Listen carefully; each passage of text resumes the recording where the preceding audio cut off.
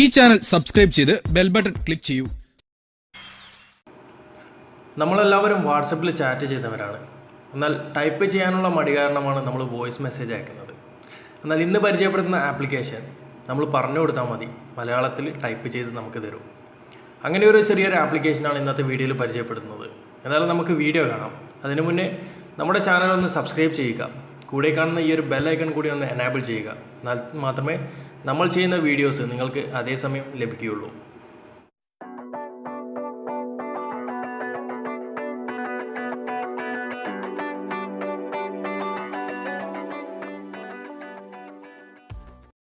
ആപ്ലിക്കേഷൻ്റെ ലിങ്ക് വീഡിയോയുടെ താഴെ ഡിസ്ക്രിപ്ഷനിൽ ഞാൻ വെച്ചിട്ടുണ്ട്. കൂടാതെ നിങ്ങളുടെ പ്ലേ സ്റ്റോറിൽ നിന്ന് വോയിസ് ടു ടെക്സ്റ്റ് എന്ന ഈ ഒരു ആപ്ലിക്കേഷൻ സെർച്ച് ചെയ്ത് കഴിഞ്ഞാൽ നിങ്ങൾക്ക് ഫ്രീ ആയിട്ട് ഡൗൺലോഡ് ചെയ്തെടുക്കാനും സാധിക്കും.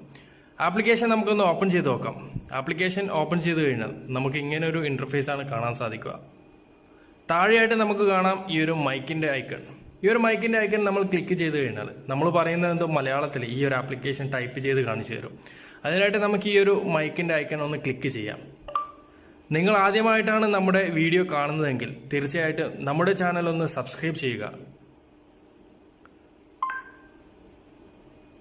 ഞാനിപ്പോൾ പറഞ്ഞതൊക്കെ ഈ ഒരു ആപ്ലിക്കേഷൻ മലയാളത്തിൽ ഇവിടെ ടൈപ്പ് ചെയ്ത് കാണിച്ചു തന്നിട്ടുണ്ട്. താഴെയായിട്ട് നമുക്ക് കുറേ ഓപ്ഷനുകൾ കാണാം.